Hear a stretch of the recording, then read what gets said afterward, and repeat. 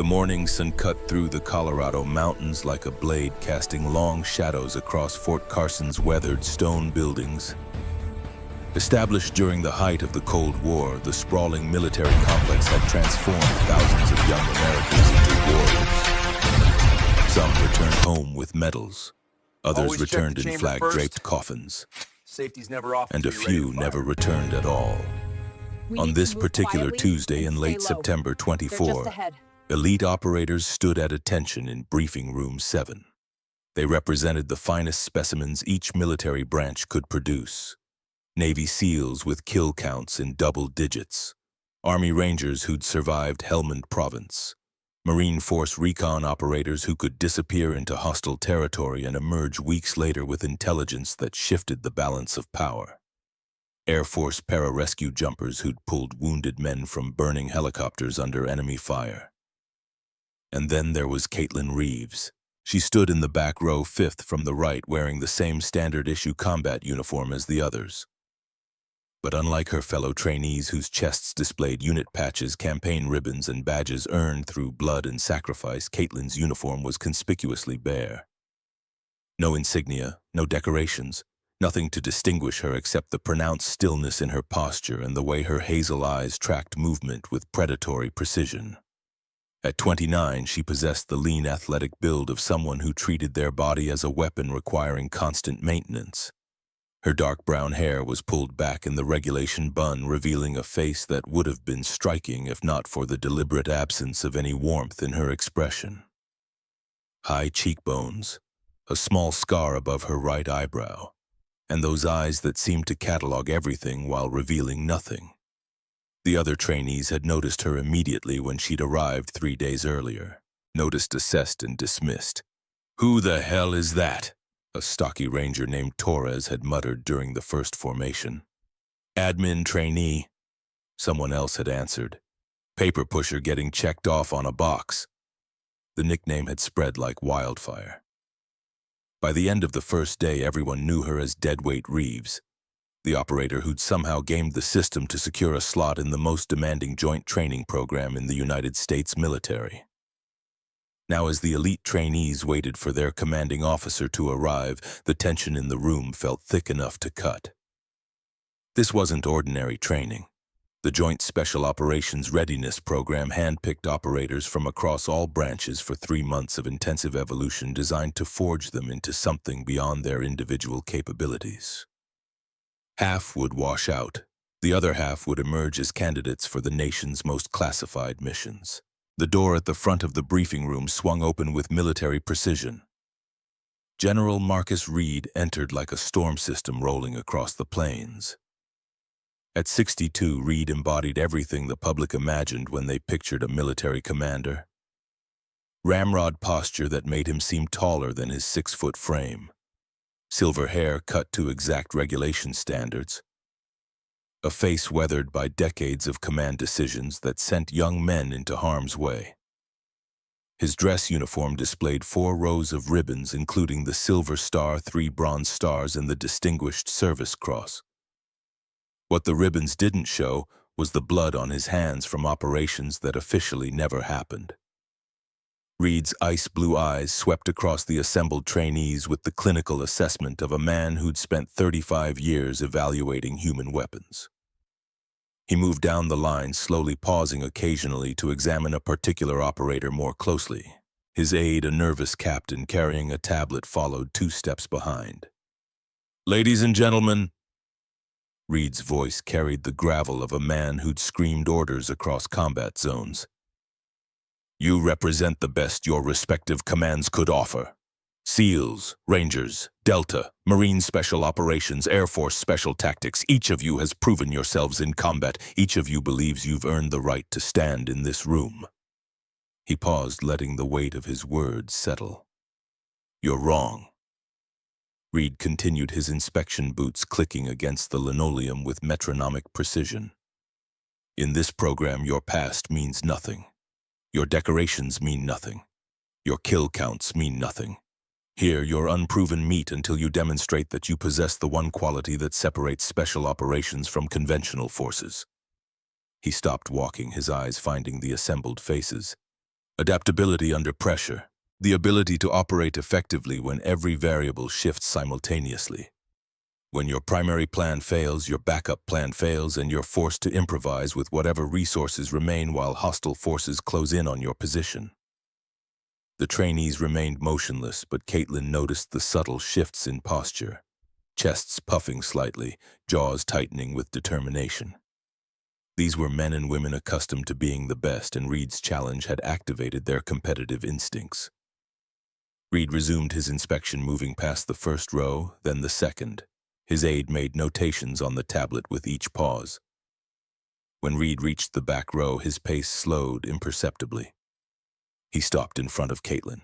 Their eyes met. Hers remained steady, neither defiant nor submissive, simply present. Reed's gaze traveled from her face downward, cataloging details with practiced efficiency. The way her uniform fit, the absence of any personalization in her gear, the calluses on her hands visible despite her parade rest position. Then his eyes caught on something. Caitlin's left sleeve had snagged on her equipment belt clip, riding up perhaps 2 inches higher than regulation permitted. The morning light streaming through the room's high windows illuminated a section of her inner forearm that should have remained covered.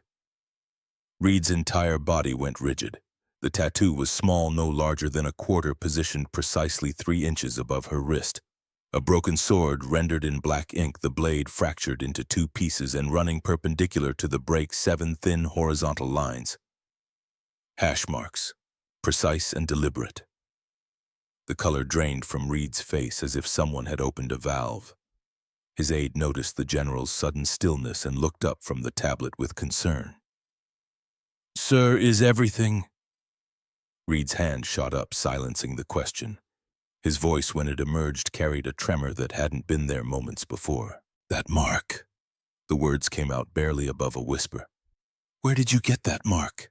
Caitlin's expression didn't change. Her voice, when she responded, held the flat neutrality of someone reciting serial numbers. "Personal ink, sir, acquired off duty." "Don't lie to me." Reed's voice cracked like a whip, loud enough that every trainee in the room flinched. "That's not personal ink. That's a kill code. 7 marks, 7 confirmed close quarters eliminations." He stepped closer, his face now inches from hers. The other trainees watched with fascination as their commanding general, the man who'd remained composed through briefings on catastrophic casualties, trembled like a man staring at a ghost. "And that sword!" Reed's voice dropped to something that might have been horror or recognition or both. "Warrior designation. Task Force Saber." The room plunged into absolute silence. Even the ventilation system seemed to hold its breath. Reed stumbled backward, nearly colliding with his aide. His hand reached out reflexively, grabbing the captain's shoulder for support. His eyes never left Caitlin's face. "Warrior number 26, he said, voice hollow. "Andrew Reeves." Caitlin's composure cracked for the first time since entering the briefing room. Not a break exactly. More like the briefest flicker of something dark and dangerous passing behind her eyes, before the mask reasserted itself. "My father, sir." The 2 words detonated in the room like a shaped charge. Reed's aide went pale. Several trainees exchanged confused glances, but a few, the oldest ones who'd served in the First Gulf War, wore expressions of dawning recognition. Reed took another step backward, his hand releasing the aide's shoulder to point at Caitlin with an unsteady finger. "Your father, Andrew Reeves, he's dead, sir. Killed in action, Kuwait border, February 1991. Task Force Saber deployment." Reed's mouth worked silently, as if trying to form words that his vocal cords refused to produce. Finally, he turned to his aide with barely controlled urgency. "Get Colonel Holloway on a secure line, now. Tell him the ghost has returned." The aide's fingers flew across the tablet, initiating what was clearly a priority communication. Reed straightened his uniform with jerky movements, attempting to reassemble his composure like a man picking up scattered pieces of broken glass. "This briefing is postponed," he announced to the room, though his eyes remained fixed on Caitlin. "All trainees report to the obstacle course for physical assessment. Captain Rodriguez will supervise. Dismissed." The trainees moved with military efficiency, filing toward the exit in practiced silence.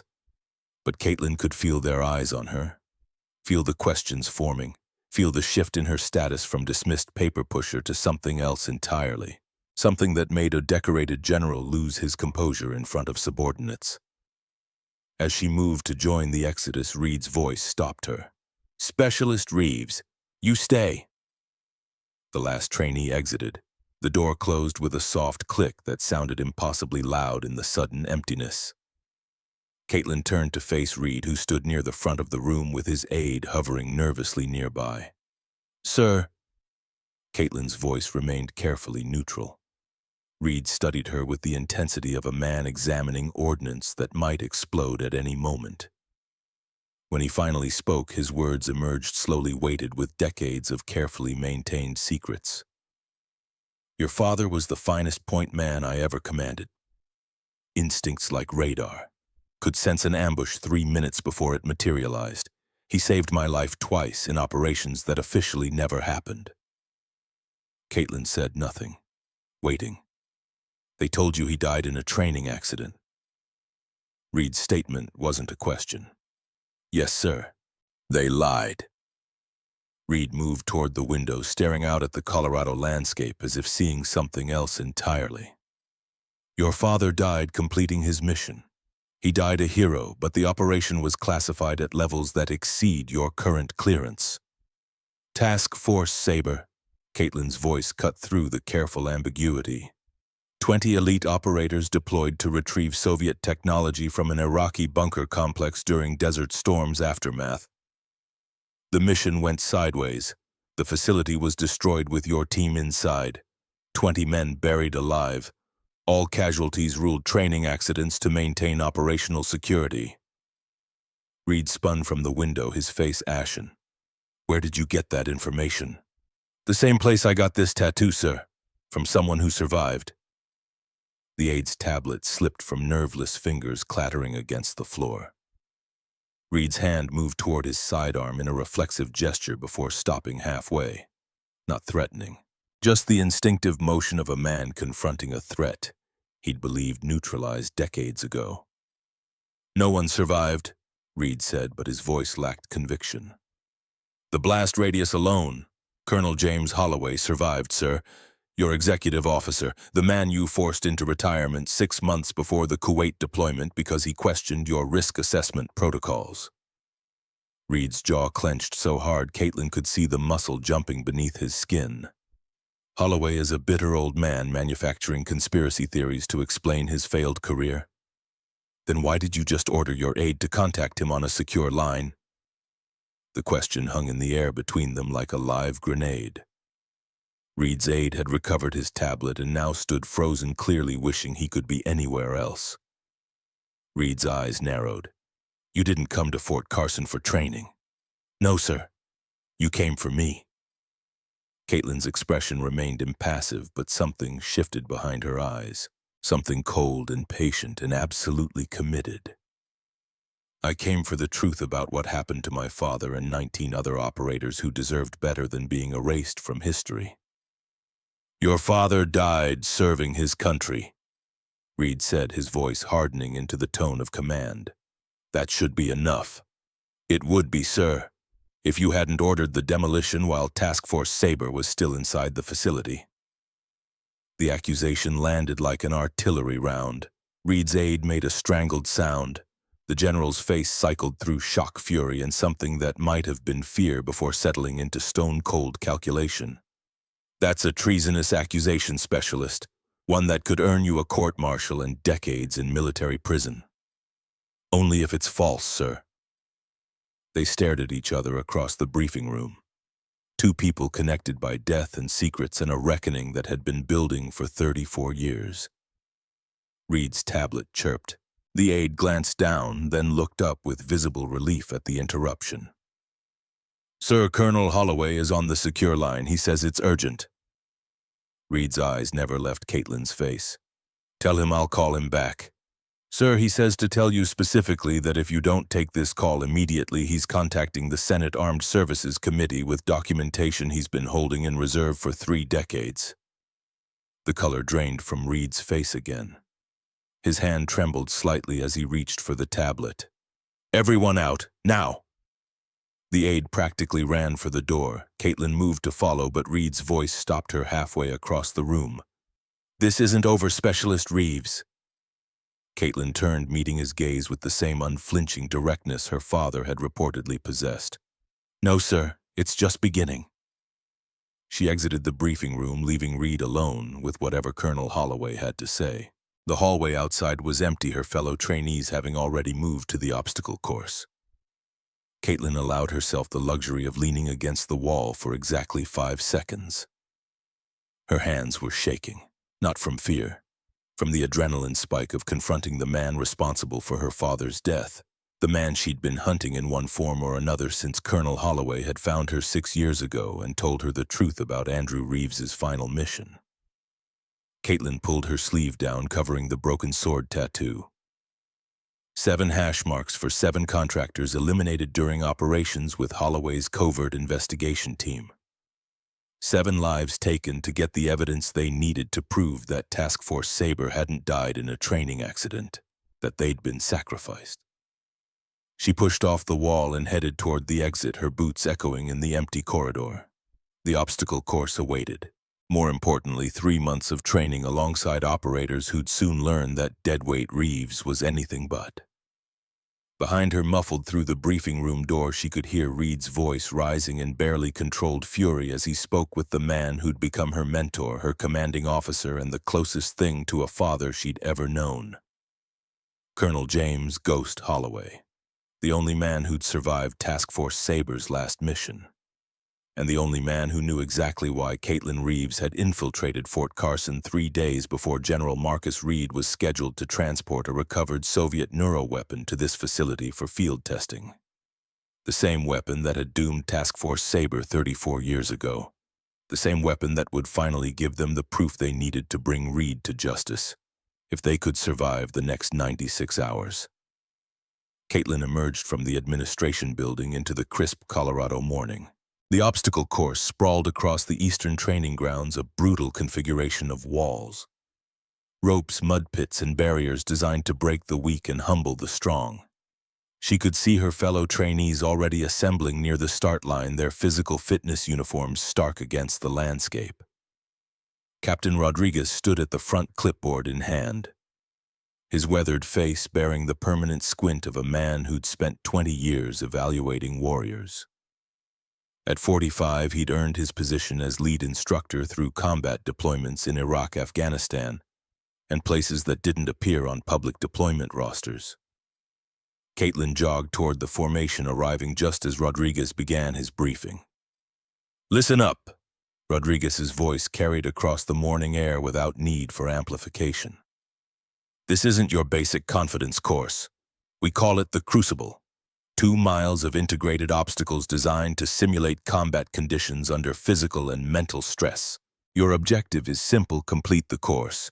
Your time determines your standing within the training cycle." He gestured to a large display board showing yesterday's qualification times. The leader had finished in 18 minutes 47 seconds. The last qualifier had barely scraped by at 29 minutes 58 seconds. The 30-minute mark represented the cut line. Anything slower meant remedial training or, for repeat failures, removal from the program. "Current record is 15 minutes 12 seconds, Rodriguez continued, "set by a Delta operator in 2019. I don't expect anyone to beat that today. I just expect you not to embarrass yourselves."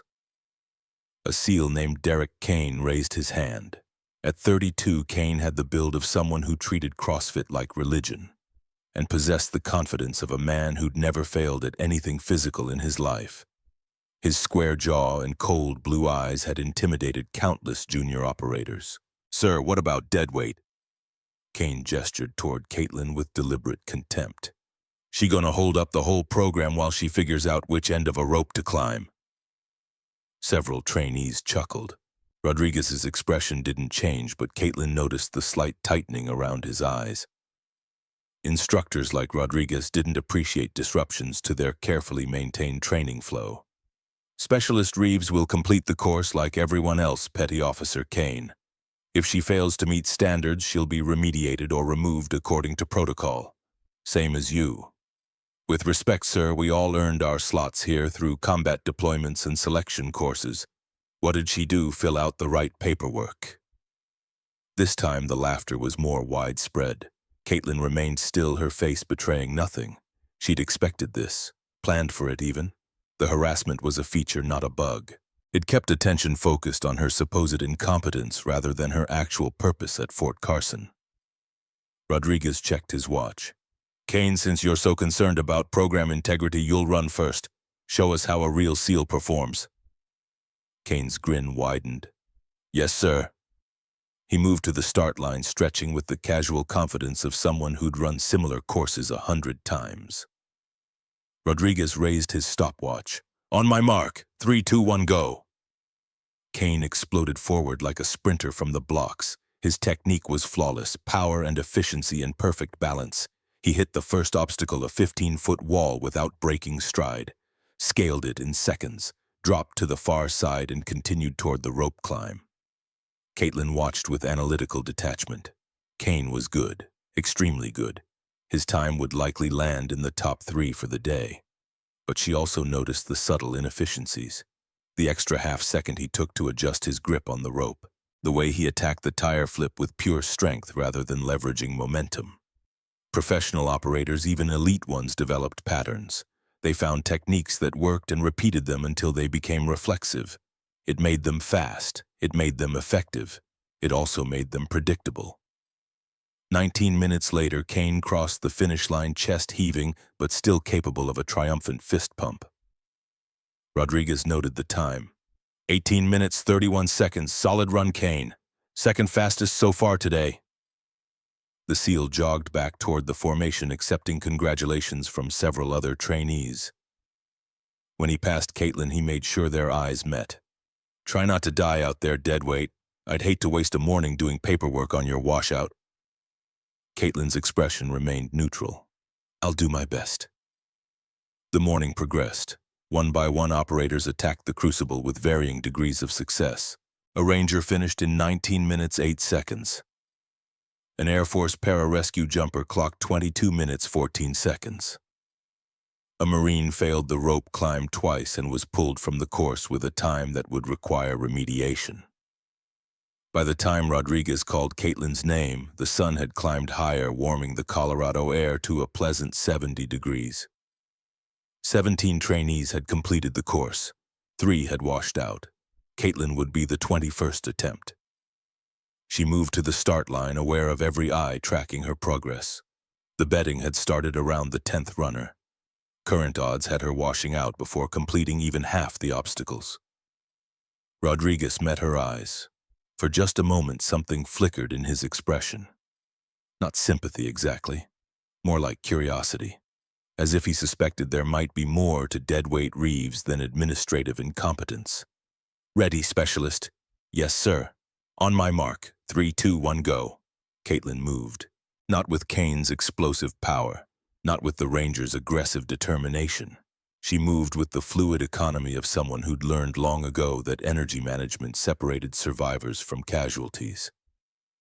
Her stride ate ground without appearing rushed. Her breathing remained controlled even as her heart rate climbed. The first obstacle, the 15-foot wall, required different technique than brute strength. Caitlin hit it at an angle, using her momentum to carry her upward. Her fingers found the top edge.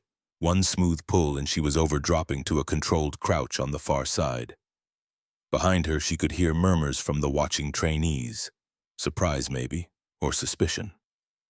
The rope climb came next, 30 feet of vertical ascent using only arms and technique. Kane had powered through it with pure upper body strength. Caitlin wrapped the rope around her leg, creating a ladder of sorts that allowed her to use her entire body rather than just her arms. She ascended in smooth, efficient movements that looked almost lazy compared to the frantic climbing of previous runners. But lazy was fast. She reached the top in less time than Kane touched the bell and descended in a controlled slide that left her palms only slightly warm from friction. The murmurs grew louder. Tire flip, weighted sled drag, log carry, low crawl under barbed wire, balance beam over water obstacle. Each challenge presented different requirements. Each could be attacked with power or with technique. Caitlin chose technique every time, not because she lacked strength.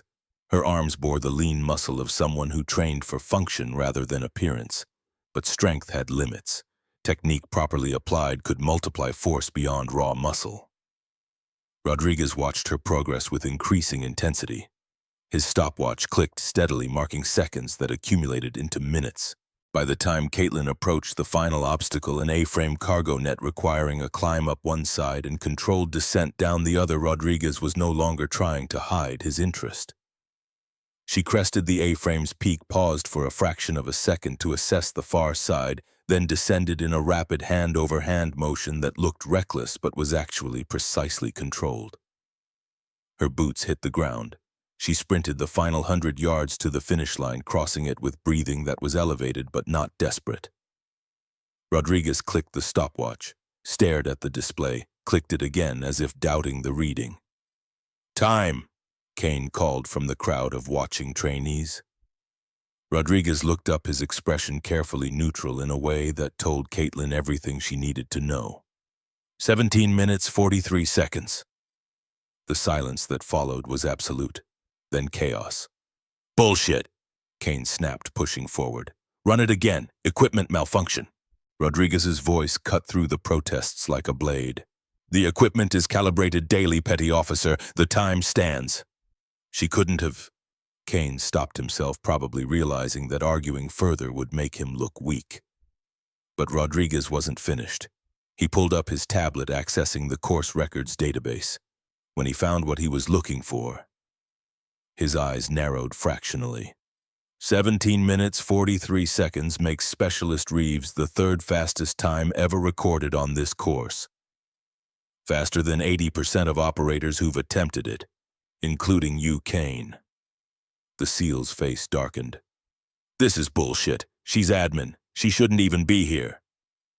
Caitlin walked past him toward the water station, her expression betraying nothing. Inside, her heart hammered not from exertion but from controlled fury. Fury that had been building for 6 years. Fury that she channeled into becoming exactly what her father had been before Reed's betrayal ended his life. An operator who made the impossible look routine. She filled a canteen with water, aware that Torres had approached from her left. The stocky ranger who'd coined her Deadweight nickname now studied her with new calculation. "Where'd you learn to move like that?" Caitlin drank slowly before answering. "Same place everyone else did, training." "No." Torres shook his head. "That wasn't training. That was experience. Combat experience." She met his eyes directly. "According to my file, I've never deployed outside CONUS."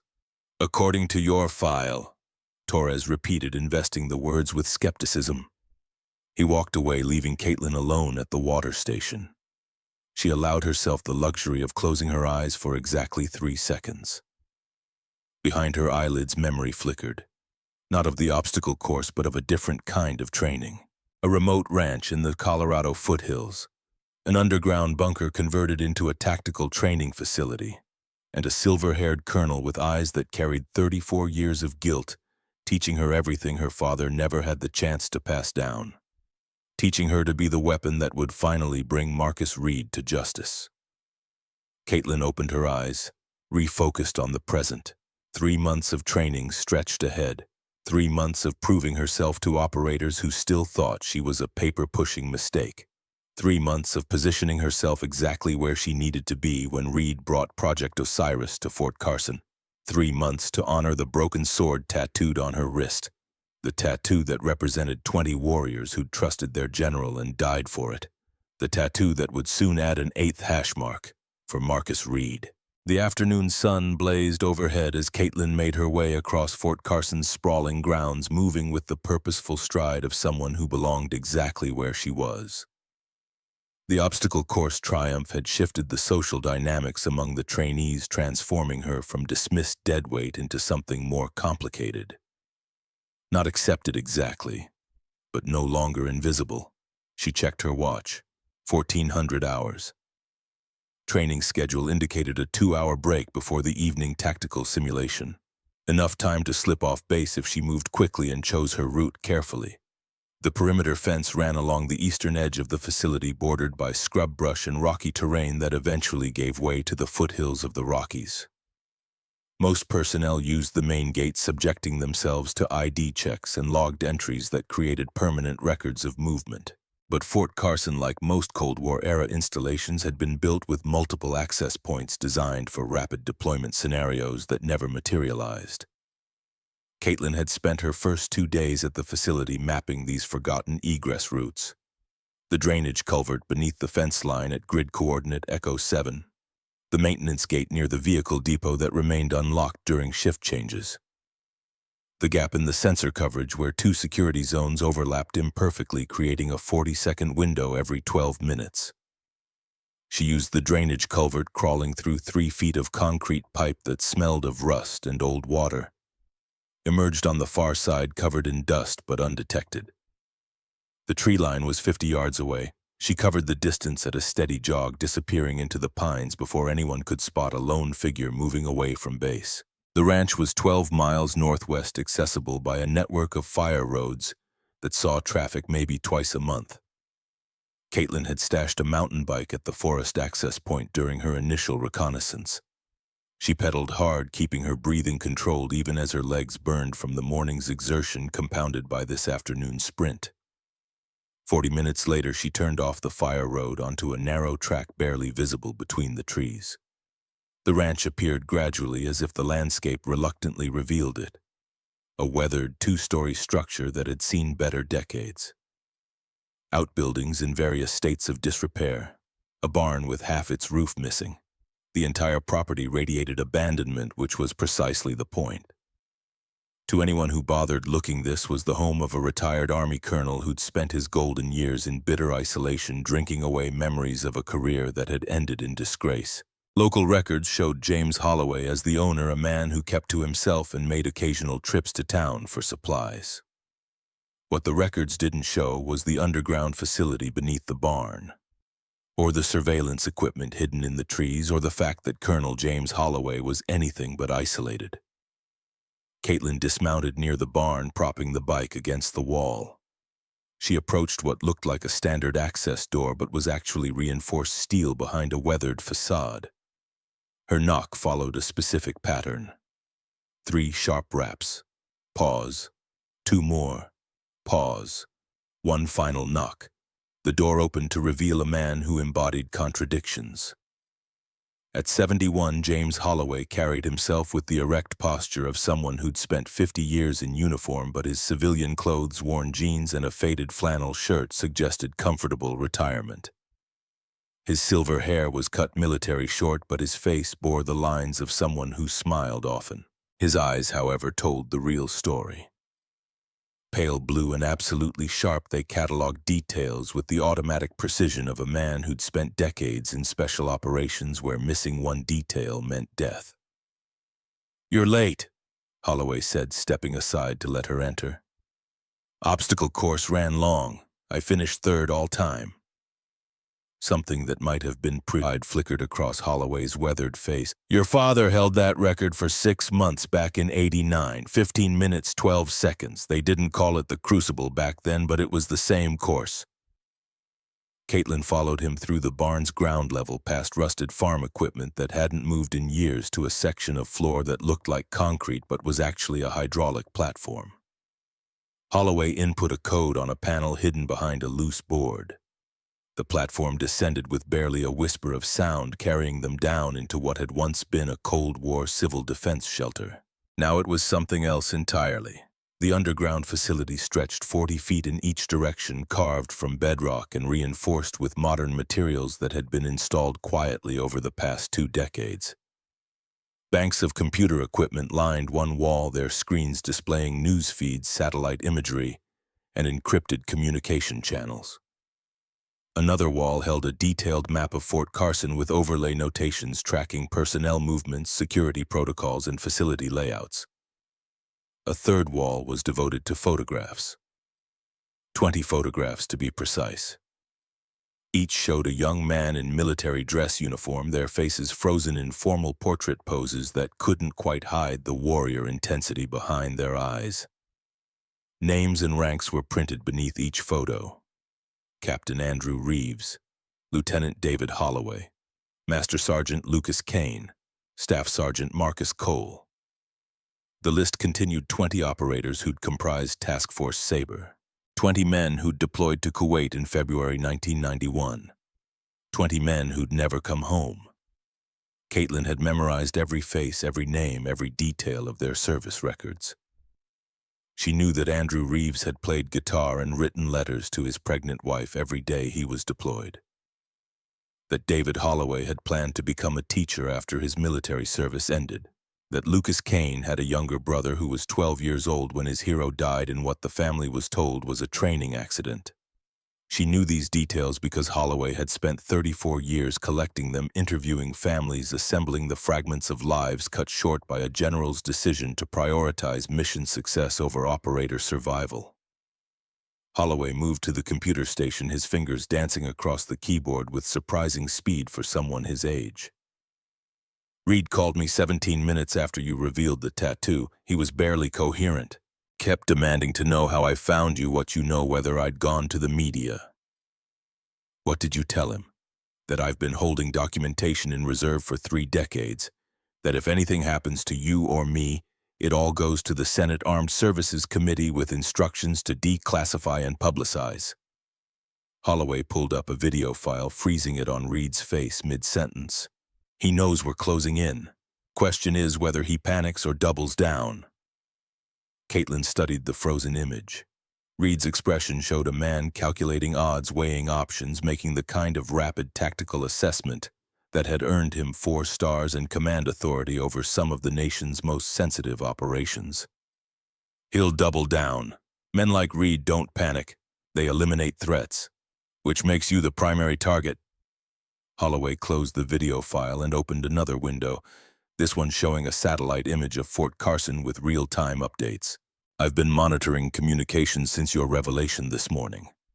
Reed placed 3 encrypted calls within an hour, all to phone numbers registered to private military contractors.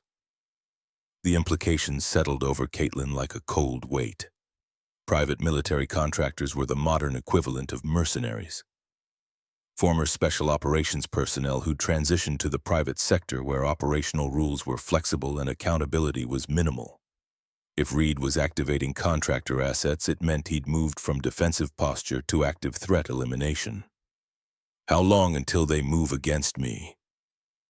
Holloway pulled up another screen, this one showing personnel manifests and movement logs. They're already positioning. 2 contractors checked into a motel in Colorado Springs yesterday. 3 more arrived this morning on a commercial flight from Virginia. All of them have cover identities as training observers, which gives them legitimate access to Fort Carson. Caitlin absorbed the information, her tactical mind automatically running scenarios. 5 contractors meant Reed considered her a significant threat, but not an insurmountable one. Good. Underestimation created opportunities. What about Project Osiris? Any update on the timeline? Holloway's expression darkened. He pulled up a classified transport manifest that he'd obtained through methods he'd never fully explained to Caitlin. The document showed a priority shipment scheduled to arrive at Fort Carson in 48 hours. Origin point was listed as a Department of Defense research facility in Arizona. Destination was Hangar 7, Fort Carson's most secure storage location. The device is being moved up, Holloway said. Original timeline had arrival in 72 hours. They've accelerated by a full day. Because of me. Because you forced Reed's hand. He knows we're here, knows we're investigating. He wants Osiris on site and operational before we can interfere. Caitlin studied the manifest details. Project Osiris. The name was bureaucratic camouflage for something far more dangerous. A Soviet neuroweapon recovered from an Iraqi bunker complex in February 1991. Ancient technology that predated modern civilization, discovered during a Mesopotamian archaeological excavation in the 1970s and weaponized by Soviet researchers who'd barely understood what they'd found. The device, according to David Holloway's final testimony, could induce complete neural subordination in human subjects. Total submission to whoever controlled the activation protocols. The Soviets had intended it as the ultimate interrogation tool, a way to extract information from prisoners without torture, without resistance, without the subject even realizing they'd been compromised. The Iraqis had acquired it during the Soviet Union's collapse, hiding it in a bunker complex along the Kuwait border. And Task Force Sabre had been sent to retrieve it. But retrieval was only Phase 1. Phase 2 was elimination of witnesses. Reed had ordered the facility destroyed while his own operators were still inside, buried alive beneath tons of rubble and explosive force. 20 men sacrificed to ensure that Project Osiris remained a secret known only to the handful of generals and intelligence officials who comprised its oversight committee. Except one man had survived. James Holloway, positioned at the facility perimeter as perimeter security commander, had been far enough from the demolition epicenter to escape when the structure collapsed. He'd spent 2 days digging through rubble before accepting that everyone else was dead. Another week evading Iraqi military patrols while making his way to friendly lines. By the time he'd reached American forces, the official story was already set. Training accident, 20 casualties, closed caskets and classified details. Holloway's attempt to report the truth had been met with threats, forced retirement, and the strong suggestion that his mental health had been compromised by trauma.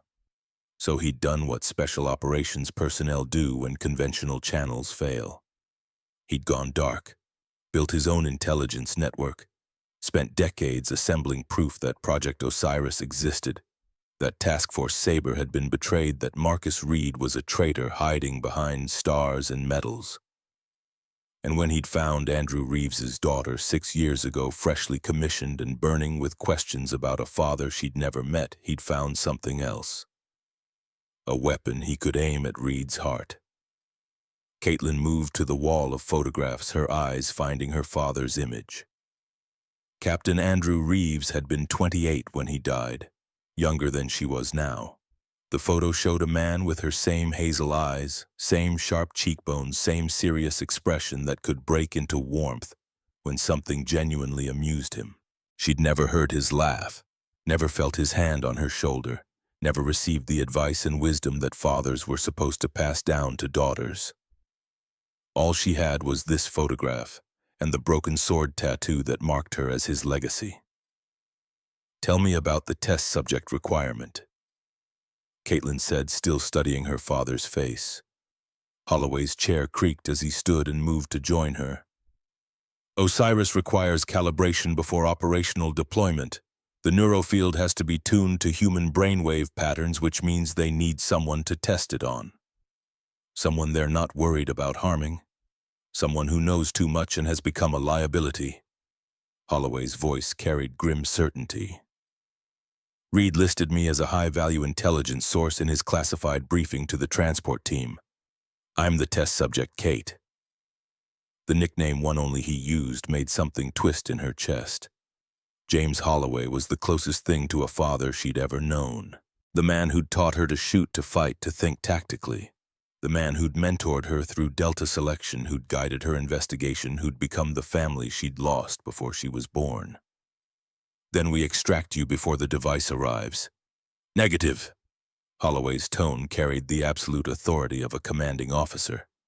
"We need Reed and Osiris in the same location with enough witnesses to make the evidence irrefutable. If we move too soon, he disappears into the classified world and we lose our chance. If we wait too long, he uses that device to turn your brain into soup." Holloway's hand settled on her shoulder, the grip firm and reassuring. "Your father trusted me to keep him safe in Kuwait. I failed him. I'm not failing his daughter." Before Caitlin could respond, an alarm chimed from the computer station. Holloway moved quickly despite his age, pulling up a new data stream. His expression hardened. "Facial recognition just flagged 2 of the contractors. They're at Fort Carson's main gate right now using visitor credentials that identify them as Department of Defense training observers." Caitlin checked the time. She'd been off base for 90 minutes. Another 30 minutes to get back before her absence became notable. "I need to move." "Kate." Holloway's voice stopped her at the stairs. "The contractors aren't just surveillance. Reed wants you eliminated before Osiris arrives. They'll try to make it look like a training accident, but they will try. Are you ready for that?" She met his eyes, and for a moment the mentor-student dynamic shifted into something else. Two warriors acknowledging the reality of combat, the understanding that survival sometimes required killing. "I've been ready since you showed me my father's official casualty report and explained it was a lie. Since you told me how he really died." Holloway nodded slowly. "Then let them come. But Kate, when it happens, you don't hesitate. These contractors are professionals. They won't give you a second chance." Caitlin ascended the stairs, emerging back into the barn's dusty ground level. The afternoon sun had shifted, casting long shadows across the ranch property. She retrieved her bike and began the 12-mile ride back to Fort Carson, her mind already running scenarios. 5 contractors, unknown skill sets but likely former special operations given Reed's standards. They'd have access to the base knowledge of the facility layout and cover identities that would allow them to move freely. Their objective was threat elimination, which meant they'd look for opportunities when she was isolated, vulnerable, or in situations where her death could be explained away. Like a wilderness training exercise in the remote mountains surrounding Fort Carson. The thought crystallized as she pedaled. Fort Carson's training program included a 48-hour survival evolution. Trainees were inserted into the wilderness in pairs, given minimal equipment, and required to navigate to a rally point while evading Hunter Force instructors. It was scheduled for tomorrow morning, the perfect opportunity for an accident.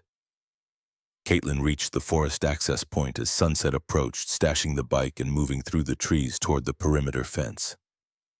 She crawled through the drainage culvert as darkness gathered, emerging onto base property just as the security lights flickered to life. The barracks were a 10-minute walk. She entered to find most of her fellow trainees preparing for evening chow. Conversations died as she appeared, replaced by careful assessment. Derek Kane sat on his bunk, cleaning his sidearm with the meticulous attention of someone who treated weapons as extensions of his body. "Deadweight," he called out, his tone carrying calculation rather than mockery. "Where you been?" "Running additional circuits on the obstacle course. Trying to improve my time." "Bullshit." Kane set down the cleaning rod, his cold blue eyes tracking her. "I was at the course an hour ago. You weren't there." Caitlin shrugged, moving toward her assigned bunk. "Big base, easy to miss people." She opened her footlocker, checking that her personal effects remained undisturbed. Everything appeared in order, but she noticed the subtle signs of search. Her spare boots positioned half an inch from where she'd left them. Her notebook opened to a different page. Someone had gone through her belongings with professional thoroughness. Torres appeared in the doorway, his stocky frame blocking most of the light from the corridor. "Training brief in 15 minutes. Captain Rodriguez wants everyone in the classroom." "Roger that." The classroom was in the main training building, a 15-minute walk across base. Caitlin joined the flow of trainees moving through the evening darkness, staying alert for anyone who paid her particular attention. She spotted 2 men in civilian contractor clothes near the administrative building. Neither looked at her directly, but their positioning allowed clear sightlines to her position. The surveillance had begun. The classroom held 30 desks arranged in rows facing a digital display screen. Captain Rodriguez stood at the front, tablet in hand, waiting as trainees filed in and took seats. Caitlin chose a position in the back row with clear sightlines to both exits. When everyone had settled, Rodriguez activated the display screen, showing a topographical map of the mountainous terrain northwest of Fort Carson. "Tomorrow morning, 0500, you begin the wilderness survival evolution," Rodriguez announced. "This is a 48-hour exercise designed to test your navigation survival skills and ability to operate under physical and mental stress. You'll be inserted in pairs at different grid coordinates and required to reach the rally point here." He indicated a location on the map approximately 30 miles from the insertion points. "You'll carry minimal equipment. One compass, one knife, one canteen, and a single emergency flare per person. No food, no GPS, no communication devices except the emergency flare which you're only authorized to use in life-threatening situations. Hunter Force will be tracking you. If they catch you, you fail the exercise and face remediation. A hand went up from the middle row. Sir, what's the pass rate for this evolution? Historically, 60%. The terrain is unforgiving. Weather can change in minutes, and the Hunter Force knows these mountains better than you do. Rodriguez pulled up a new screen showing team assignments. Check the board for your partner assignments. Caitlin found her name paired with Morgan Caldwell, an Army intelligence officer who'd barely spoken to anyone since arriving at Fort Carson 3 days ago. The woman sat 2 rows ahead. Her dark hair pulled back in a regulation bun, her posture suggesting military bearing that went bone deep. As trainees began discussing the evolution with their partners, Rodriguez called out additional instructions. Insertion will be by helicopter at 0530. You have the night to review topographical maps and prepare your gear. Weather forecast shows clear conditions for the next 48 hours, which means temperature variations between 30 degrees at night and 70 during the day. Plan accordingly. Dismissed. The classroom emptied in controlled chaos. Caitlin moved toward Morgan Caldwell, who waited near the exit with the patience of someone comfortable with silence. "Reeves," Morgan said by way of greeting. Her voice carried a slight southern accent, Georgia or maybe Alabama. "Looks like we're partners." "Looks like? You have wilderness experience." "Some. Enough to not die of exposure or eat poisonous berries." Morgan's dark eyes studied Caitlin with the analytical precision of an intelligence professional. "You move like someone with training that goes beyond basic infantry, Delta maybe, or something even more selective." Caitlin kept her expression neutral. "According to my file, I've never been assigned to special operations." "According to your file," Morgan repeated, investing the words with the same skepticism Torres had used earlier. "Interesting that everyone keeps referencing your file, but nobody's actually seen it. Almost like it's been restricted above our clearance level." They stepped outside into the cool evening air. Fort Carson's lights created islands of illumination in the darkness. Caitlin could see 3 men in contractor clothes positioned at strategic points around the training area. All 3 maintained the studied casualness of professionals conducting surveillance. "Tomorrow's evolution," Morgan said quietly. "You expecting trouble?" "Why would I expect trouble? Because this afternoon 2 Department of Defense contractors checked into the administrative building and requested access to trainee files, specifically your file. When they were told it was restricted, they made calls to Washington. Within an hour, they had authorization to review everything except your assignment history." Caitlin's tactical mind cataloged this new information. The contractors were gathering intelligence, building a profile, looking for exploits. Standard pre-operation reconnaissance. "You seem very well informed about activities in the administrative building," Caitlin observed. Morgan's expression remained carefully neutral. "I'm Army intelligence. Being well informed is literally my job description." They walked in silence for a moment, the crunch of gravel under their boots the only sound. Then Morgan spoke again, her voice dropping to a level that wouldn't carry beyond their immediate proximity. "I've been tracking anomalies in classified programs for the past 2 years. Ghost operations that leave traces in the data even when someone tries to erase them. 3 months ago, I found references to something called Project Osiris. Ancient Soviet technology recovered during Desert Storm. The files were heavily redacted, but I pieced together enough to know it involved neural manipulation technology, and that the recovery team was killed in what official reports called a training accident." Caitlin's pulse quickened, but her expression betrayed nothing. "Why are you telling me this?" "Because this afternoon, after you revealed that tattoo to General Reed, I ran your biometrics through every database I could access. You're not in any of them. Your service record starts in 2015 with no prior history, no social media presence, no financial records before age 18. You appeared in the system fully formed, like someone created your identity from scratch." They reached the barracks entrance. Morgan stopped, turning to face Caitlin directly. So here's what I think. I think you're connected to whatever happened with Project Osiris. I think General Reed knows it. And I think tomorrow's wilderness evolution is going to be a lot more dangerous than Captain Rodriguez suggested. Caitlin met her eyes, weighing options and risks. Morgan Caldwell represented a variable she hadn't anticipated. An intelligence professional with access to information and the analytical skills to piece together connections that should have remained hidden. She could be an asset, or a lethal complication. What do you want? Caitlin asked. The truth. Whatever Reed did with Project Osiris, whatever happened to that recovery team, it's being covered up at levels that make senior intelligence officials nervous. I want it exposed. I want accountability. And if I said I have no idea what you're talking about. Morgan's lips curved in something that wasn't quite a smile. Then I'd say you're a talented liar. But I'd also say that tomorrow morning when we're inserted into those mountains, I'm watching your back. Because if those contractors are planning something, they're planning it for when you're isolated and vulnerable. She turned and entered the barracks, leaving Caitlin alone in the darkness. Caitlin checked the time. 2100 hours, 8 hours until insertion.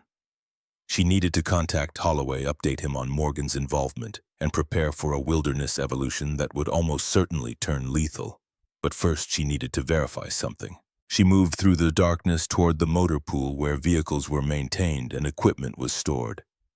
The building was locked, but the windows were old and the security was designed to keep out casual thieves rather than trained operators. Caitlin was inside within 90 seconds.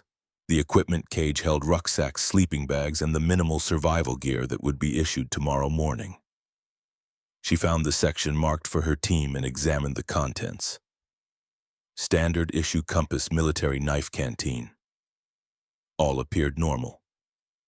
Except the compass. Caitlin held it up to the dim emergency lighting, checking the casing.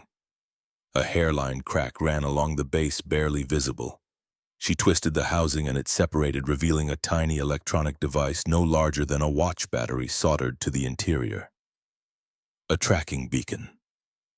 Caitlin checked Morgan's assigned equipment. Same modification. Every piece of gear designated for tomorrow's evolution had been compromised. The contractors wouldn't need to hunt for them. They'd know exactly where to find their targets. She carefully reassembled the compass, leaving no trace of her discovery. Let them think their surveillance remained undetected. The element of surprise worked both ways. Caitlin exited the motor pool as silently as she'd entered, disappearing into the shadows as a security patrol passed. She made her way to the communications building, a smaller structure that housed civilian phone lines for personal use. The phones were monitored, but Holloway had taught her techniques for conducting covert communication even on compromised lines. She dialed a number, let it ring twice, then hung up. Called back 30 seconds later. Holloway answered on the first ring. Speak. Weather forecast for tomorrow looks challenging, Caitlin said, using the code language they'd developed. Challenging meant hostile action imminent. Copy that. Have you checked your equipment thoroughly? Affirmative. Found some interesting modifications. Expected.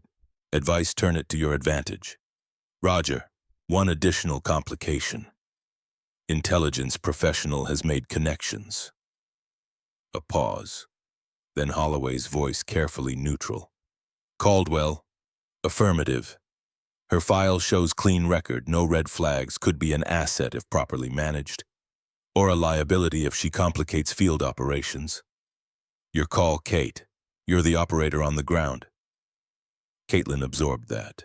The decision was hers. Bring Morgan into the conspiracy or keep her at arm's length and risk her interference at a critical moment. I'll assess in the field, she said finally. Good hunting. And Kate, remember that broken sword's still cut. Use every advantage. The line went dead. Caitlin replaced the phone and stepped back into the night, her mind already running through tomorrow's scenarios. 5 contractors with tracking capabilities, 48 hours in wilderness terrain, unknown hunter force positions, and a partner who knew too much but might be turned into an ally. The tactical situation was what special operations personnel called a target-rich environment.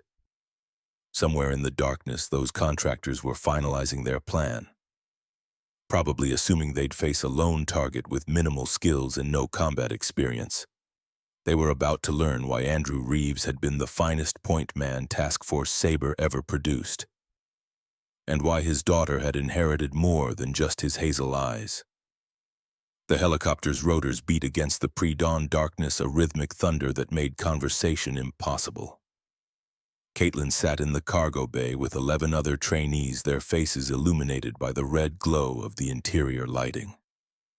Morgan Caldwell occupied the position directly across from her, eyes cleared but posture too alert for sleep.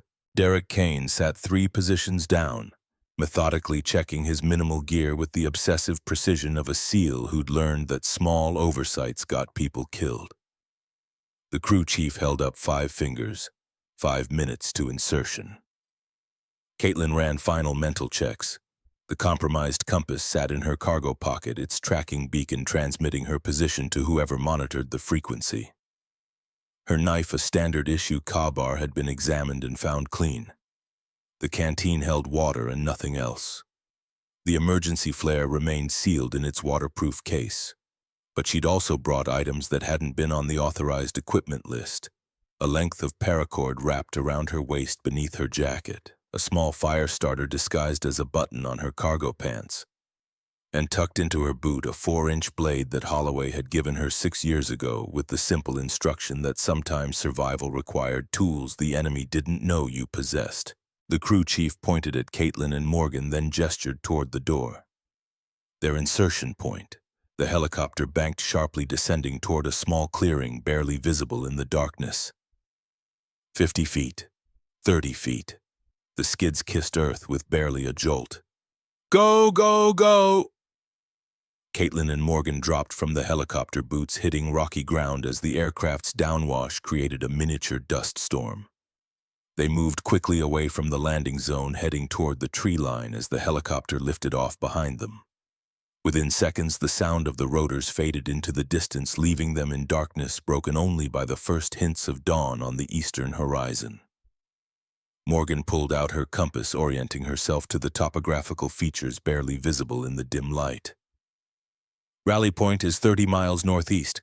If we maintain good pace, we can cover it in 36 hours with time for rest.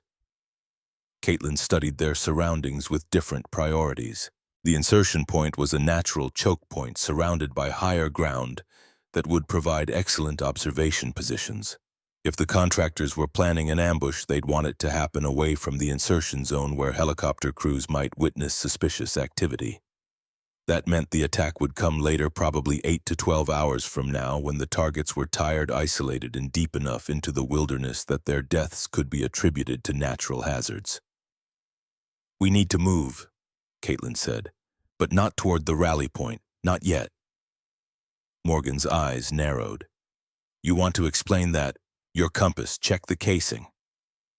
Morgan examined the device, running her fingers along the base until she found the hairline crack. Her expression hardened as she twisted the housing and discovered the tracking beacon. When she looked up, her dark eyes carried the cold calculation of an intelligence professional who'd just confirmed her worst suspicions. They're hunting us. 5 contractors, probably former special operations authorized by General Reed, to eliminate a threat he can't afford to leave active. Caitlin kept her voice low, aware that sound carried unpredictably in mountain terrain. They'll wait until we're exhausted and isolated, then stage an accident. Rockfall, maybe. Or a fall from a cliff. Something that explains away 2 bodies without raising questions. You knew this was coming? I suspected. The beacon confirms it. Morgan was silent for a long moment, processing implications and recalculating her understanding of the situation. Who are you really? The daughter of a man General Reed murdered 34 years ago. The protege of the only operator who survived that murder, and someone who's been planning this reckoning for 6 years. The sky lightened incrementally, transforming the darkness into gray half-light that revealed the terrain in greater detail. They stood in a mountain clearing surrounded by pine forest with rocky ridges visible to the north and west. A stream cut through the valley below its sound, a constant background murmur. Morgan checked her compass again, then crushed the tracking beacon beneath her boot. If we destroy the trackers, they lose our position. And they know we're aware of them, which changes their tactical approach.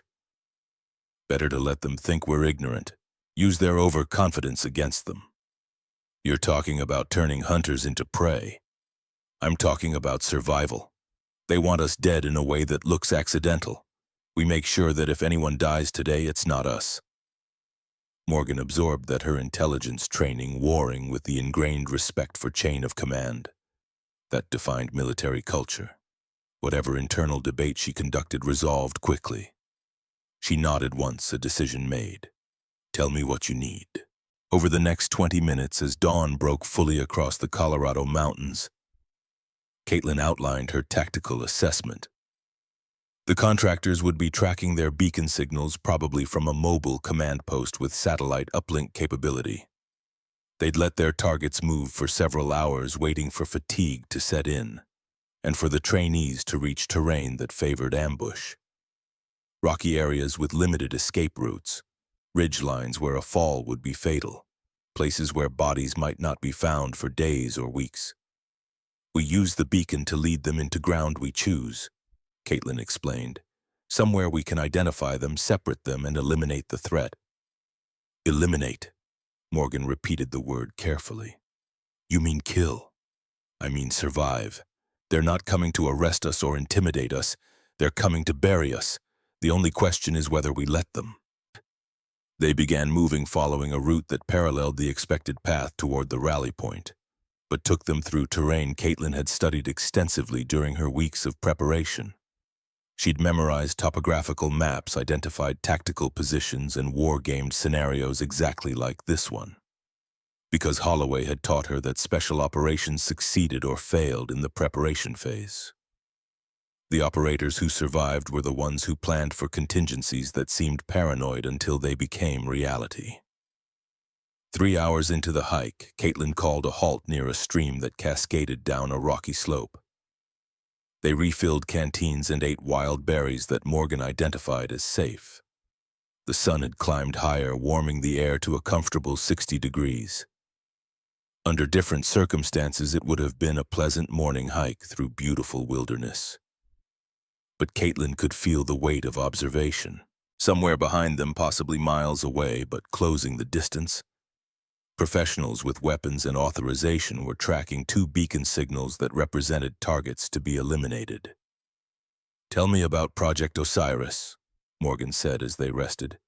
The real story, not the redacted fragments I pieced together. Caitlin drank from her canteen, weighing how much to reveal. Trust was a complicated equation in covert operations. But Morgan had already committed herself by acknowledging the tracking beacon and agreeing to defensive action. She deserved to understand what she was fighting for. February 1991. Task Force Sabre 20 elite operators deployed to retrieve Soviet technology from an Iraqi bunker complex near the Kuwait border. The Soviets had discovered ancient Mesopotamian artifacts during archaeological excavations in the 70s. Most were ceremonial objects with historical but not practical value, except one. Caitlin paused, remembering Holloway's description of the device, the way his voice had carried a mixture of scientific fascination and moral horror. They called it Osiris after the Egyptian god of the underworld, a sphere approximately 18 inches in diameter, covered in cuneiform inscriptions that predated Sumerian civilization. When activated, it generated an electromagnetic field that induced complete neural subordination in human subjects. Total submission to whoever controlled the device. The Soviets spent 20 years trying to understand it, managed to weaponize it, then lost it when the Soviet Union collapsed. And Task Force Sabre was sent to retrieve it. My father was point man. 20 operators infiltrated the bunker complex, secured the device, and prepared for extraction. Then General Reed, commanding from a forward operations base 30 miles away, ordered the facility destroyed with his own team still inside. Morgan's expression shifted through shock, disbelief, and finally cold fury as the implications crystallized. He buried them alive. 20 men who trusted their commanding officer. 20 families told their loved ones died in a training accident, all to protect the secrecy of a weapon that should never have been recovered in the first place. But someone survived. Colonel James Holloway, my father's commanding officer and the man who became my mentor. He spent 34 years building evidence, tracking the weapon and waiting for the right moment to expose Reed's betrayal. And that moment is now. Reed is moving Osiris to Fort Carson for field testing. He needs to calibrate the device on a human subject, and he's selected Holloway as his test subject. 2 objectives with 1 action. Eliminate the man who knows too much while preparing the weapon for operational deployment. Morgan stood pacing along the stream bank as she processed the information. This is bigger than revenge for your father. This is about stopping Reed from deploying a weapon that could be used on American citizens. Imagine Osiris in the hands of intelligence agencies or domestic security forces. Total population control, dissidents turned into compliant supporters with the flip of a switch. That's what Reed intends. That's why we have to stop him. A sound carried across the distance, barely audible but distinct to ears trained to identify threats. The snap of a branch breaking under weight, approximately 400 meters behind them upslope from their current position. Caitlin and Morgan froze, eyes meeting in silent communication. Their hunters had closed the distance faster than expected. Professional pursuit technique, probably using the beacon signal to parallel their route while staying out of visual range.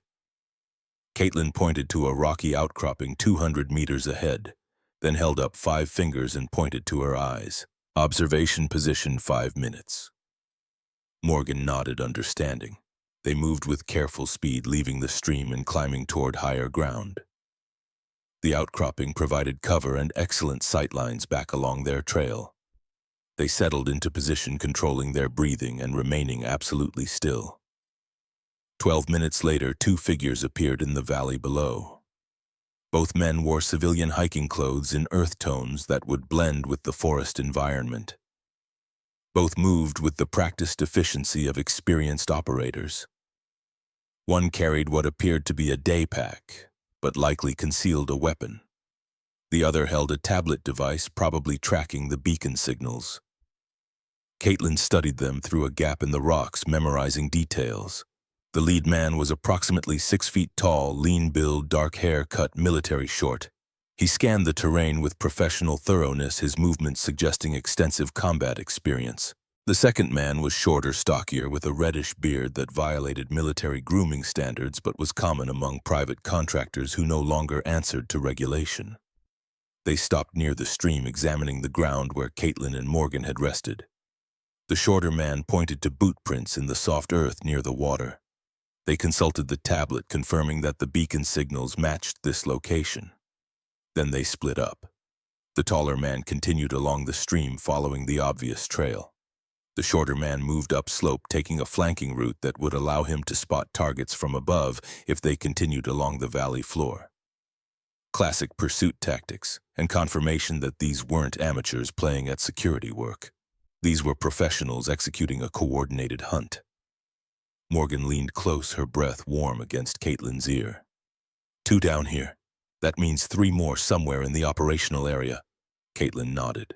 5 contractors total, probably working in teams. 2 on direct pursuit. 3 more positioned ahead, either setting up an ambush point or providing mobile response if the targets deviated from expected routes. We need to separate them, Caitlin whispered. Take them down individually before they can coordinate. Take them down how? We've got knives, they've got firearms. Then we make sure they never get a chance to use them. Caitlin studied the terrain, running calculations. The taller contractor was moving along the stream, periodically checking the tablet to confirm his targets remained ahead of him.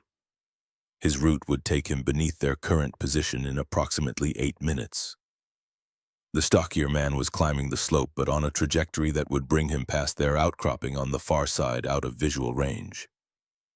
2 targets, 2 opportunities, but only if they moved now. Caitlin pointed to herself, then downward toward the stream. She pointed to Morgan, then toward the upslope route. Morgan's eyes widened fractionally, understanding the plan. They would each engage a target, simultaneously eliminating both threats before either could alert the others. It was tactically sound. It was also incredibly dangerous. Hand-to-hand combat against trained operators meant that even a small mistake would be fatal. But allowing the contractors to continue pursuit meant eventual ambush in terrain of the enemy's choosing. Better to fight now on ground they'd selected than later when exhausted and surrounded. Morgan's jaw tightened, but she nodded agreement. She'd committed to this course when she'd crushed the tracking beacon. Now she'd see it through to whatever end awaited. They separated, moving with the absolute silence that marked professional fieldcraft. Caitlin descended toward the stream, using rocks and trees for cover while tracking the tall contractor's progress. He moved confidently, secure in the knowledge that his targets were unaware of pursuit and that he had 4 teammates providing backup if complications arose. That confidence would kill him. Caitlin reached a position 10 meters from the stream, concealed behind a fallen log thick with moss. She could hear the contractor approaching, his boots crunching on gravel. She controlled her breathing, slowing her heart rate, becoming part of the landscape. He appeared through the trees, moving along the stream bank with his eyes on the tablet rather than his surroundings. 20 meters away, 1510. Caitlin exploded from cover with the suddenness of a predator strike. The contractor's combat instincts were excellent. He sensed the attack half a second before impact, his hand moving toward the concealed weapon. But half a second wasn't enough. Caitlin closed the distance in 3 explosive steps, her body low and driving forward. She struck him in the solar plexus with her shoulder, the impact driving the air from his lungs and throwing him backward. He tried to bring the weapon up, but she was already inside his guard. Her hand clamping over his mouth while her other hand drove her boot knife upward beneath his ribcage. 4.5 inches of sharpened steel penetrated between the 4th and 5th ribs, angled upward toward the heart. The contractor's eyes went wide with shock and pain. He tried to scream, but her hand blocked the sound. Tried to fight, but the blade had already done catastrophic damage to his cardiovascular system. 10 seconds later, he stopped moving. Caitlin lowered him to the ground, checking his vital signs and finding none. She felt nothing. No triumph, no horror, no satisfaction, just the cold, tactical awareness that 1 threat had been eliminated and 4 remained. She appropriated his weapon, a Sig Sauer P226 with a suppressor attached. Checked the magazine. 15 rounds of subsonic ammunition designed for quiet elimination. She took the tablet as well, noting that it showed 2 beacon signals, hers and Morgan's, still moving northeast along the expected route. A sound carried through the forest, not loud but distinctive, the thud of something heavy hitting the ground, then silence. Morgan had completed her part of the mission. Caitlin moved upslope, following the trajectory the stockier contractor had taken. She found Morgan 30 meters from their original observation point, standing over a body. The contractor lay face down, a pool of blood spreading from beneath his torso. Morgan's knife was clean, but her hands shook slightly as she stared at what she'd done. "First time?" Caitlin asked quietly. Morgan nodded, not trusting her voice. "The shaking is adrenaline. It'll pass. You did what you had to do. I killed a man. You survived an assassination attempt. There's a difference." Morgan looked up, her eyes carrying something that might have been gratitude or horror or both. "What now?" "Now we use their equipment to track the others before they realize these 2 aren't reporting in." Caitlin examined the dead contractor's gear, another P226, this one without a suppressor, a tactical knife, a radio earpiece connected to an encrypted communication system, and a second tablet identical to the first. She activated the radio, keeping the volume low. Static, then a voice. "Team 2 status." The voice carried authority and a slight southern accent, probably the team leader coordinating the operation from a mobile position. Caitlin didn't respond, letting the silence stretch. The team leader would interpret the lack of response as radio malfunction or operational security, not as evidence that Team 2 had been eliminated. Not yet, anyway. Team 3 moved to intercept coordinates. Team 2 is not responding. Could be equipment failure, but confirm visual on targets. Caitlin pulled up the tactical display on the appropriated tablet. It showed 5 position markers. 2 were stationary, the dead contractors at her feet. 3 were mobile, converging on a position approximately 2 miles northeast, the rally point where the remaining contractors expected to intercept their targets. Except their targets were no longer following the expected route. "They'll realize something's wrong when we don't show up at the intercept point," Morgan said, having recovered enough composure to think tactically. "Which gives us maybe 30 minutes before they backtrack and find the bodies. We use that time to reach their command post." "You think they left someone at the command post?" "I think 5 contractors is a big operation for 2 targets. Probably means there's a 6th person handling communications and coordination, someone not combat trained but essential to the operation." Morgan absorbed that, her intelligence training filling in implications. "You want to capture their communications specialist." "I want their evidence. Reed wouldn't authorize this operation without documentation showing proper authorization. That documentation is probably at the command post, and it's exactly what we need to prove he ordered our assassination." They moved quickly, backtracking along the contractor's approach route. Professional operators left minimal traces, but Caitlin had been trained by one of the best. She found the subtle signs: a disturbed rock here, a broken branch there, a boot print in soft earth that indicated direction of travel. The trail led them to a Forest Service road 3 miles from the insertion point. A black SUV sat in a small clearing, its tinted windows reflecting the morning sun. The vehicle was empty, but it had clearly been used as a staging area. Equipment cases in the cargo area, a laptop secured to the center console, and a satellite communications array mounted on the roof. Caitlin approached carefully, checking for booby traps or alarm systems. Found none. Either they hadn't expected their command post to be compromised, or they'd relied on the remote location and 5 armed contractors to provide security. The laptop was password protected, but Holloway had taught her basic digital intrusion techniques. She bypassed the security in less than 3 minutes, accessing the system's file structure.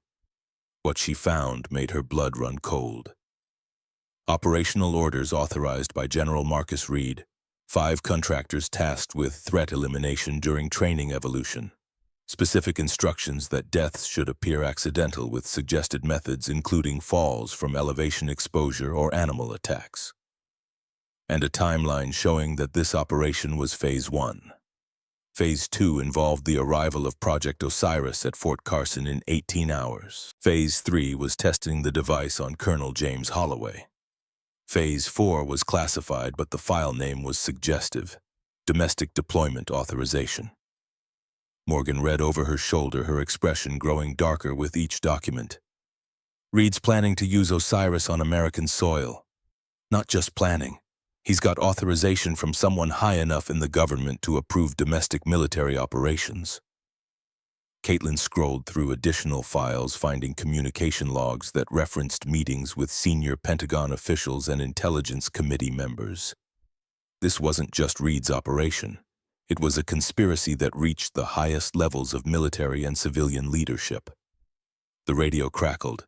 "Team 3 to command. No visual on targets at intercept point. Recommend we backtrack to Team 2's last known position." A different voice responded, this one older and carrying the gravitas of senior leadership. "Negative, Team 3. Hold position. Team 2 will report when they have visual confirmation." Caitlin recognized the voice. General Marcus Reed himself, personally commanding the operation from somewhere nearby. Probably from a second vehicle positioned at a different location, coordinating the hunt for the 2 women he viewed as existential threats. "We need to move," Morgan said. "If they backtrack and find the bodies—" An engine sound cut her off. Vehicle approaching on the Forest Service road, moving fast. Caitlin grabbed the laptop and they dove into the tree line, taking cover behind a deadfall 30 meters from the SUV. A second black SUV, identical to the first, skidded to a stop beside the command post vehicle. The door opened and General Marcus Reed emerged, his civilian clothes unable to disguise military bearing. He moved to the command post laptop, his face darkening as he realized it had been accessed. "Team 3, Team 4, converge on command post immediately. We have a compromise." Reed drew a sidearm from a shoulder holster, scanning the tree line with the steady calm of someone who'd been in combat before stars and politics had redefined his role. His eyes passed over their hiding spot without recognition, but he knew someone was close. "Specialist Reeves," he called out, his voice carrying across the clearing. "I know you're here, I know you've accessed my operational files, and I know you think you've won." Caitlin remained motionless, both appropriated P-126s tucked in her belt. She kept her hands visible, non-threatening, despite having superior firepower to Reed's single sidearm. "Your father was a good man," Reed continued, "one of the finest operators I ever commanded. His death was a tragedy, but it was a necessary tragedy. Project Osiris represented a capability that could end conflicts before they began, save American lives by making our enemies compliant rather than dead. That's worth 20 men. That's worth 200 men. It's worth nothing if it turns us into the enemy," Caitlin said, stepping from cover with her weapon aimed at Reed's center mass. "You murdered your own operators to protect a weapon that should have been destroyed." Reed's weapon tracked to her position, creating a standoff. Two trained shooters at 30 meters, both with lethal capability, both willing to use it. "Put down the weapon, specialist. You're not a murderer. Neither were the contractors you're hired to kill me. Except now they're dead." She let that sink in. Two of them, anyway. The other three are about to discover their team leader is compromised. Reed's expression flickered, uncertainty replacing confidence. "You killed two of my contractors. I survived 2 assassination attempts. There's a difference." Morgan emerged from cover, her weapon trained on Reed from a flanking position. "General, you're under arrest for conspiracy to commit murder, abuse of authority, and 34 counts of negligent homicide related to Task Force Sabre." Reed's laugh carried no humor. "You're an intelligence officer, Captain Caldwell. You have no arrest authority, and even if you did, who exactly do you think will believe your accusations? The Senate Armed Services Committee," a new voice called from the forest. "Along with the Justice Department, the Inspector General, and approximately 40 journalists who've just received encrypted files documenting your entire operation." Colonel James Holloway emerged from the tree line, moving with the confidence of someone who'd planned this moment for 3 decades. He carried no weapon, just a tablet device that displayed transmission confirmation screens. "Every file on that laptop has been uploaded to secure servers and distributed to oversight authorities. Your authorization for domestic operations, your contractor payments, your orders to eliminate Caitlin and Morgan, all of it."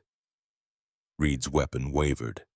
"Holloway, you're supposed to be in detention at Fort Carson." "I was.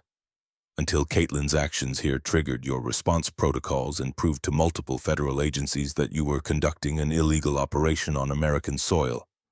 They extracted me 40 minutes ago with orders to bring you in for questioning." The sound of helicopter rotors grew louder. Not the training helicopters from earlier, but the heavier beat of military Black Hawks. 3 of them appeared over the tree line, descending toward the clearing. Military police fast roped down even before the aircraft touched ground weapons trained on Reed.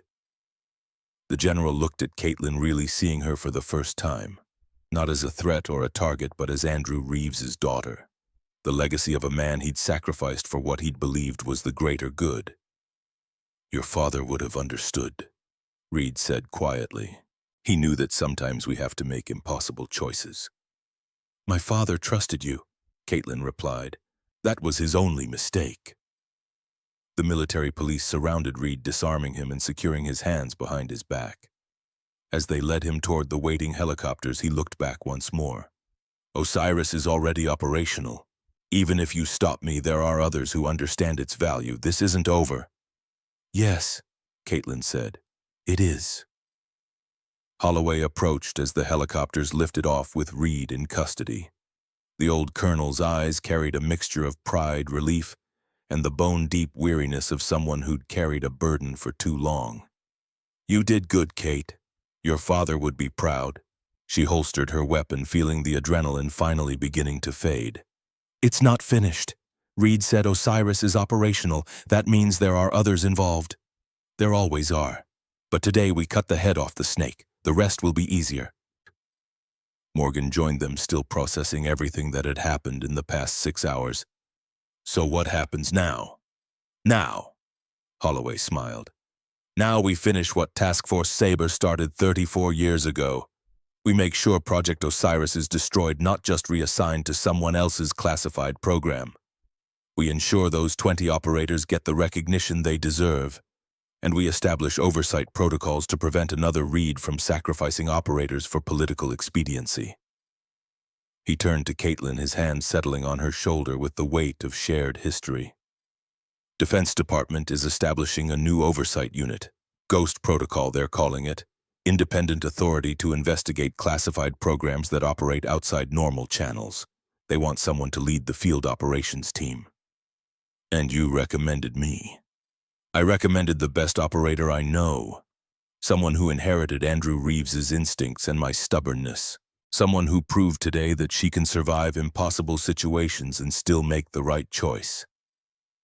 Caitlin looked at the forest around them, at the clearing where Reed had been arrested, at the laptop containing evidence that would unravel a conspiracy 3 decades in the making.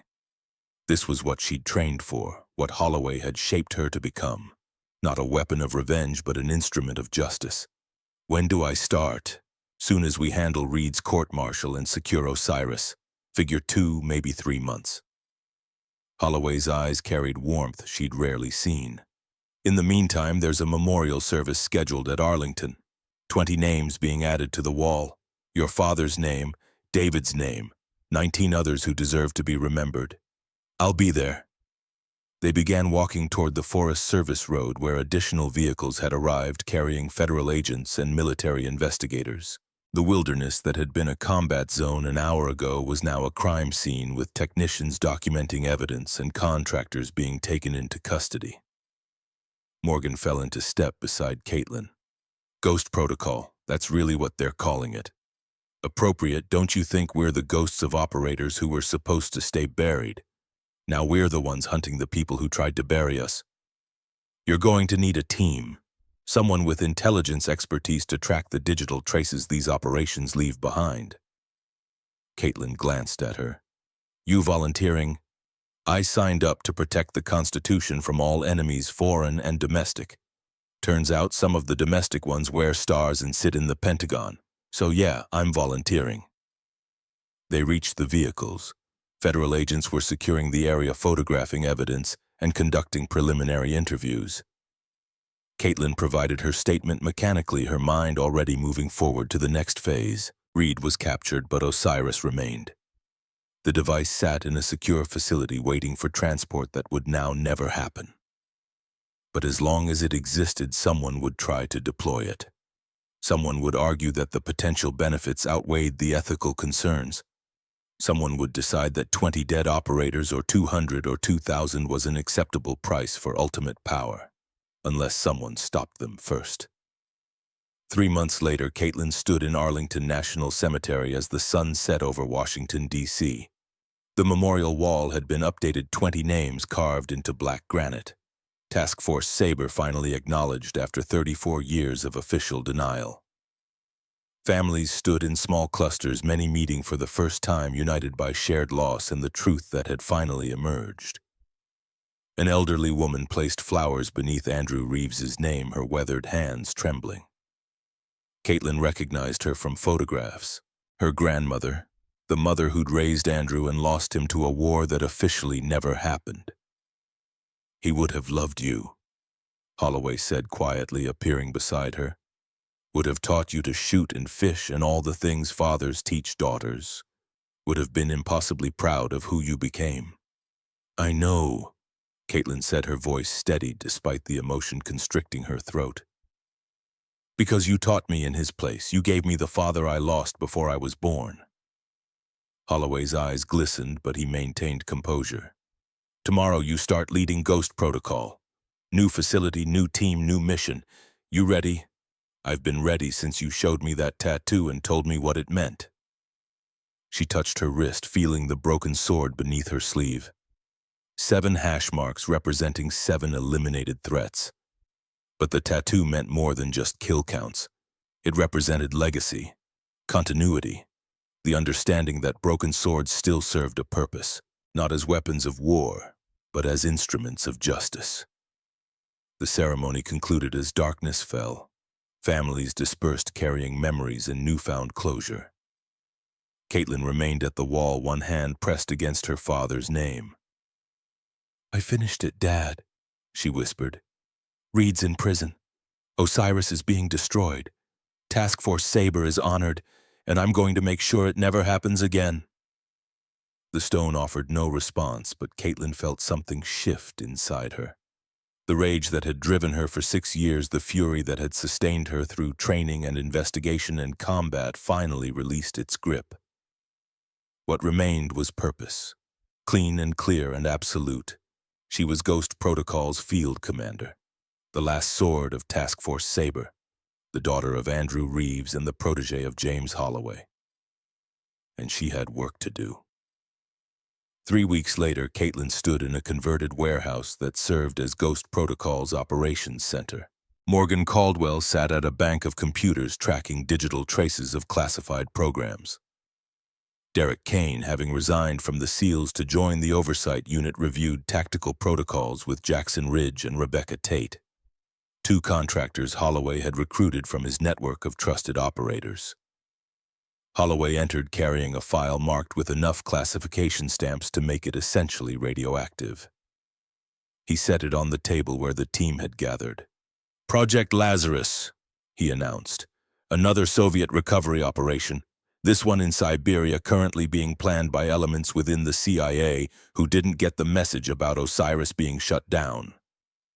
The team exchanged glances. This was what they'd trained for, the reason Ghost Protocol existed. "When do we deploy?" Caitlin asked. 72 hours, enough time to plan the operation and position assets." Holloway looked at each team member in turn. "This won't be like Reed's operation. These people are true believers who think they're protecting national security. They'll fight to preserve their program." "Then we'll fight harder," Morgan said simply. Caitlin studied the file, absorbing details and already formulating approaches. This was the work. Not revenge or personal vendetta, but the systematic dismantling of programs that operated without oversight or accountability. Her father had died believing he served something larger than himself, believed his sacrifice meant something. Reed had betrayed that trust, but Ghost Protocol would honor it by ensuring no other operators died for commanders who valued weapons over warriors, by holding the powerful accountable when they abused their authority, by being the broken swords that still cut the ghosts, that still fought the legacy that refused to be buried. "Let's get to work," Caitlin said. That evening, after the team dispersed, Caitlin stood alone on the warehouse rooftop.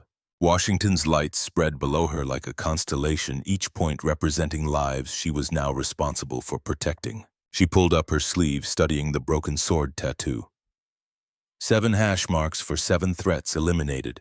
But the tattoo meant more than a body count now. It represented a promise kept. Her phone vibrated, a text from a number she didn't recognize. "Your grandmother asked me to tell you she's proud, and she'd like to meet you.